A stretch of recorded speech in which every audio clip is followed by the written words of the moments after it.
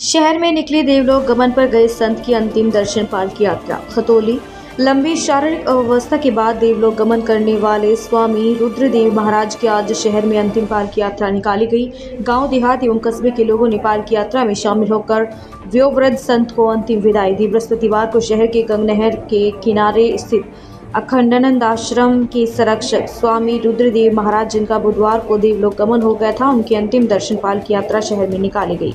गंगनहर स्थित श्री अखंडानंद आश्रम से शुरू हुई स्वामी रुद्रदेव महाराज की अंतिम दर्शन पालकी यात्रा जीटी रोड, बुआड़ा रोड, चौराहा, इंदिरा मूर्ति, बड़ा बाजार, घंटाघर, पटेल मूर्ति, जानसर तिराहा से होते हुए पेंट रोड स्थित भवानी मंदिर पर समाप्त हुई। स्वामी रुद्रदेव महाराज की अंतिम पालकी यात्रा में गांव देहात एवं कस्बे के हजारों महिलाएं एवं पुरुष शामिल हुए और उन्होंने अंतिम विदाई देने के साथ व्योवृद्ध संत को अपने श्रद्धा सुमन अर्पित किए। स्वामी रुद्रदेव महाराज की पार्थिव देह को यहां से एक बस में सवार कर तीर्थ नगरी हरिद्वार में अंतिम संस्कार के लिए ले जाया गया।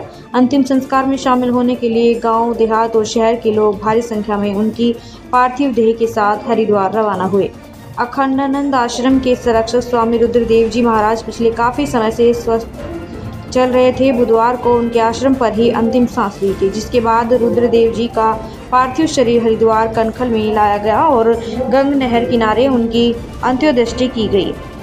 अवधूत मंडल हरिद्वार के महामंडलेश्वर स्वामी संतोष आनंद देव महाराज जी, खतौली स्थित श्री अखंडानंद आश्रम के पुजारी श्री पुष्पेश पराशर ने संयुक्त रूप से स्वामी रुद्रदेव जी की चिता को मुखाग्नि दी। व्योवृद्ध संत की अंतिम पालकी यात्रा में पूर्व सभासद ठाकुर लक्ष्मण ठाकुर, महावीर सिंह, सुनील प्रधान, अनिल पुंडीर, सुनील भसीन, केशव अग्रवाल, चंद्र मोहन शर्मा, प्रदीप गुप्ता, नरेश नागपाल, अमृतलाल, प्रवीण गुप्ता, राजीव ग्रोवर, गौरी शंकर गौरी, भाजपा किसान मोर्चा जिला अध्यक्ष राजू अहलावत, अमित ठाकुर, विनीत ठाकुर, जतिन कुमार, मनमोहन तनेजा, बिट्टू चड्ढा, कमल गर्ग, मोनू, आम आदमी पार्टी के उपाध्यक्ष कुलदीप तोमर, रवि ग्रोवर आदि लोग मुख्य रूप से उपस्थित रहे। बहुत ही बड़े संत थे।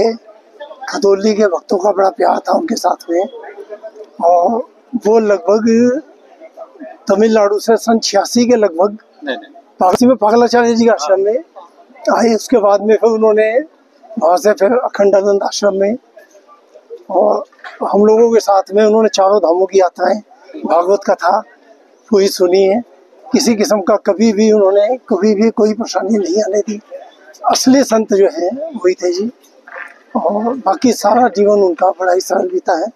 तो किसी किस्म का कोई लालच नहीं था। उनको यहाँ भी ऑफर मिली हरिद्वार में, अवधूत मंडल में, और 5-6 महीने वो रहे, परंतु उन्हें पैसे का कोई लालच नहीं था। उन्होंने ये सोचा था कि मुझे यही काम करना था, तो फिर मैंने संन्यास क्यों लिया। तो इसीलिए उन्हें पैसे से कोई मतलब नहीं था, कोई लगाव नहीं था। उन्होंने अपनी जो है गद्दी को त्याग किया और खतौली अखंडानंद आश्रम में ही सेवा की।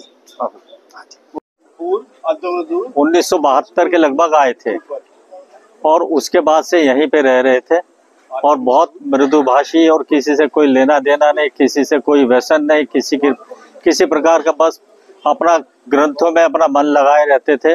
और इसके साथ साथ बच्चों को भी पढ़ाते थे, जिसमें मैं खुद हूँ 1 से 8 तक उनसे पढ़ा हूँ।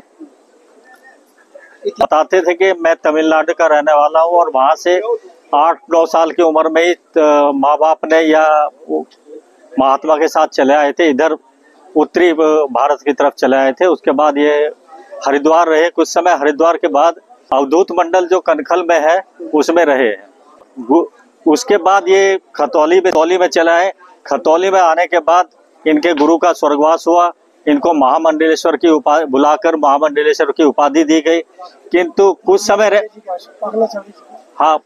समय के बाद हरिद्वार से भी, कनखल से ये वापस, तो इनका यहाँ पे मन नहीं लगा। फिर वहाँ पे नहर पे आश्रम, स्वामी अखंडानंद जी के आश्रम में फिर वहाँ पे आ गए थे। उसके बाद से यहीं पे रह रहे। 4:15 बजे के करीब जो शरीर छोड़ दिया था इन्होंने, और करीब 10-12 दिन से ये अन्न और जल इन्होंने त्याग दिया था। आज सवेरे 7-7:30 बजे इनकी शव यात्रा शुरू हुई है, और वहाँ आश्रम से लेके अशोक की लाट तक हुई है। अशोक की लाट के बाद इनको यहाँ पर लाया गया। इनके गुरु जो अवधूत मंडल के जो आश्रम के जो महामंडलेश्वर है, उनके द्वारा इनको जो दाग दिया गया है और